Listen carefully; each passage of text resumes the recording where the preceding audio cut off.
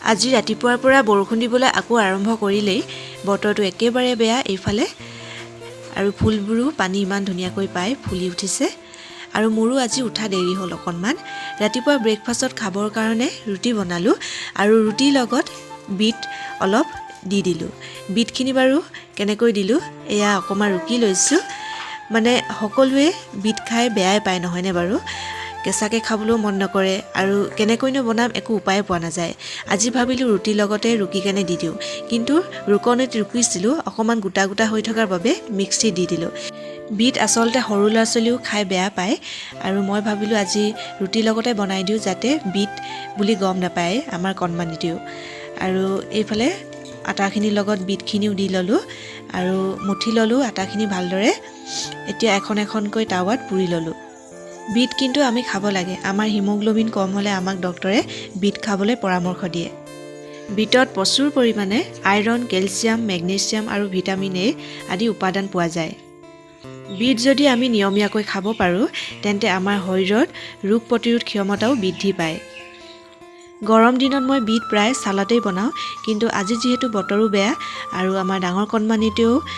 beet সাধাৰণতে নাখায় আৰু সেয়েহে মই এনেদৰে বনাই দিলোঁ আপোনালোকে কেনেধৰণে বিট খায় জনাবচোন কমেণ্ট কৰি পাৰিলে আৰু মোৰ এয়া ৰেডি হৈ গ'ল ৰুটি আৰু এইফালে বইল মটৰ বনাইছিলোঁ আজি বইল মটৰ খাই খুবেই ভাল লাগে আৰু এনেদৰে আমি ৰাতিপুৱা ব্ৰেকফাষ্ট কৰিলোঁ এইফালে কণমানিও বৰষুণত তিতিবলৈ গৈছিলে ছাতি এটি লৈ আৰু তাকে অকণমান ভিডিঅ' কৰি থৈছিলোঁ তাক তাৰপিছতে 12টামান বাজিলে আৰু আকৌ পাকঘৰত সোমাবলৈ হ'লেই ভাত ৰান্ধিবৰ কাৰণে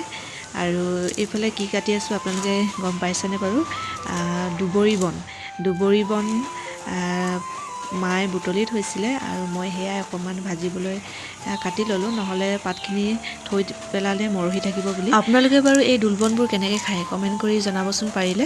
আমাৰ ঘৰত প্ৰায় দোলবন ভাজিয়ে খোৱা হয় আৰু ভাজি দিলে সঁচাকৈয়ে ভাল লাগে গোন্ধটো মানে মিঠি শাক যেনেকুৱা হয় সেই গোন্ধই ওলায় আৰু কাটি লোৱা দোলবনখিনি মই কেৰাহীত ভাজি ল'লোঁ